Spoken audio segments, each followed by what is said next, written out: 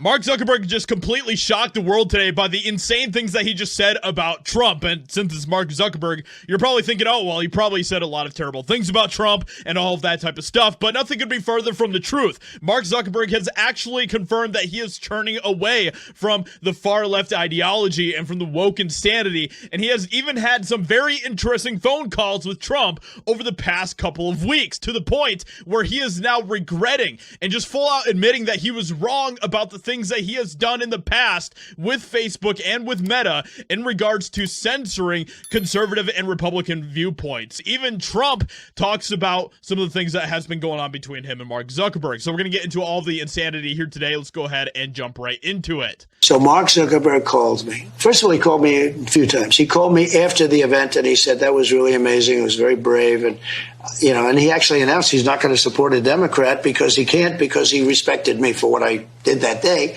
I think what I did maybe was to me, it was a normal response. Of course, he's talking about the attempt on his life at the rally in Pennsylvania. But I was called by Mark Zuckerberg yesterday, the day before, on this same subject.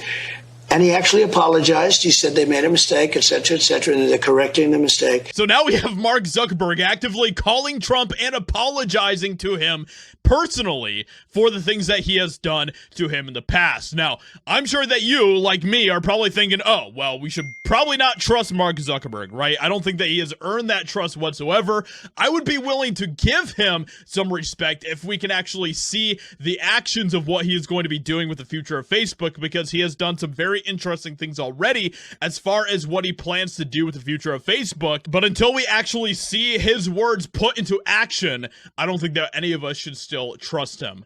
They said this fact check was initially applied to a doctored photo showing the Secret Service agents smiling. And in some cases, our systems incorrectly applied that fact check to the real photo. It has been fixed. We apologize for the mistake. Let's not forget the absolutely insane moment where we saw Mark Zuckerberg get red-pilled about Trump in this video here. I mean, seeing Donald Trump get up after getting shot in the face and pump his fist in the air with the American flag is one of the most badass things I've ever seen in my life. But look, I mean, it's, and I think, look, it's, at some level as an American, it's like hard to not get kind of emotional about that spirit and that fight. And I think that that's why a lot of people like the guy. So Zuckerberg admits he messed up by getting too involved in politics. So he was at a podcast event in San Francisco where he said this: the political environment, I think I didn't have much sophistication around, and I think I just fundamentally misdiagnosed the problem. I think it's going to take another 10 years or so for us to fully work through that cycle before our brand is back to the place that it could have been if I hadn't messed up in the first place.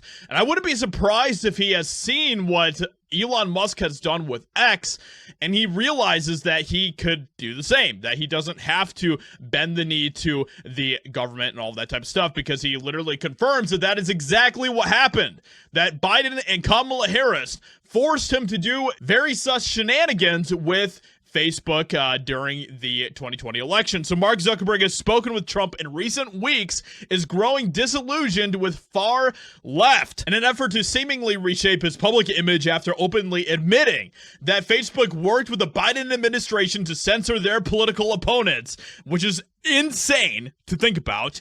Meta CEO Mark Zuckerberg has reportedly hired a Republican strategist and now identifies as a libertarian, according to a report from New York Times. Zuckerberg previously admitted that Facebook worked with the FBI to censor the New York Post's bombshell story on Hunter Biden's laptop, which outlined business dealings with multiple foreign entities. Facebook, Twitter, and other major social media networks worked with the FBI to scrub the story from the internet just weeks before the 2020 election. By the way, the FBI is the one that continues to get involved in all of these attempts on Trump's life, so it's kind of hard to trust them when they have actively worked against Trump for years and years and years, and I absolutely do not trust them whatsoever. But all of that being said, Things are definitely shifting right now. Just think about this. Like years ago, okay, let's just say even like 4 years ago, it would have been unthinkable to see someone like Zuckerberg praise Trump even in the way that he did